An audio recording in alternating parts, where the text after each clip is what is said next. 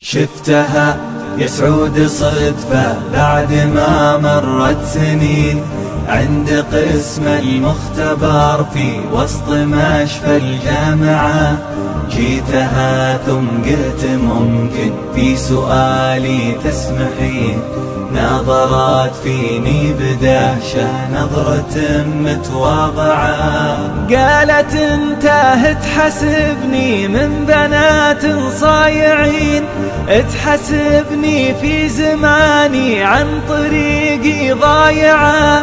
قلت انا ما راح اطول كل ابوها كلمتين، وابعدت عني شوية ثم جتني راجعة.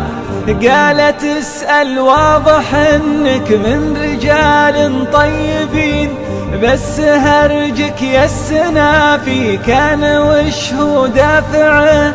قلت انا حبيت وحدة يوم كنا صغيرين، ومن 8 سنين راحت للمواصل قطعة. عقبها ما ذقت نوم يهتنيها النايمين، ساهر في طول ليلي لين شمسي طالعة. أذكر أنه فيه حبة فوق ثغره من يمين، واذكر أنه لا جرينا كن شعره تابعه. واذكر أنه عاشق فالورد ورد الياسمين، صار قلبي بالورود اللي عشقها زارعه. طابع اسمه بقلبي فيه سين وفيه عين، فيه ألف وفيه دال وسط قلبي طابعه. قاطعتني بقولها سبحان رب العالمين، مرتين مكرراتها وبعد مرة ورابعة.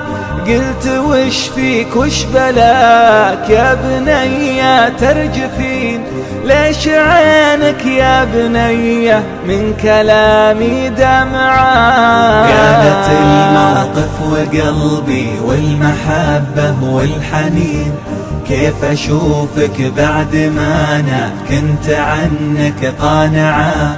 قلت أنا بسألك يمكنك تكوني تذكرين عن مواثيق ثمنها من حياتي دافعة. قالت ظروف الزمان ما تطيع العاشقين، ضيعوني غصب حبك لو هماني بايعة.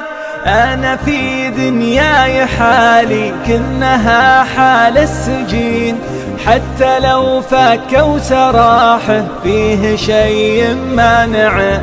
زوجوني غصب واحد وحرموني حاجتين، السعادة في زماني والحياة الرائعة. والحين أنا 3 عندي ريم وياسمين، والولد اسمه على اسمك والمشاعر جايعة. والولد اسمه على اسمك والمشاعر جايعة.